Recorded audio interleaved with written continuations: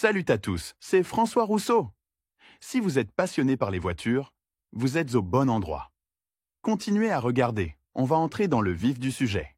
La conception d'une voiture moderne comprend de nombreux dispositifs et équipements auxiliaires destinés non seulement à faciliter la vie du conducteur, mais aussi à améliorer la sécurité routière. Parmi ces dispositifs figurent les essuie-glaces, sans lesquels il est extrêmement difficile de se déplacer sous la pluie, dans la neige, sur une chaussée mouillée, etc. Essayons de comprendre pour quelles raisons les essuie-glaces peuvent ne pas fonctionner et ce qu'il est possible de faire pour rétablir leur fonctionnement. Particularité du fonctionnement des essuie-glaces. L'objectif principal des essuie-glaces de voiture est de permettre au conducteur d'avoir une visibilité normale de la route et de la situation sans quitter l'habitacle. Le code de la route impose même des restrictions à la conduite d'une voiture dont les essuie-glaces sont défectueux. Ce mécanisme important présente certaines particularités de fonctionnement avec lesquelles le conducteur doit se familiariser. Après avoir actionné le bouton ou la clé, le relais électromagnétique est activé. Il sélectionne le mode approprié des essuie-glaces,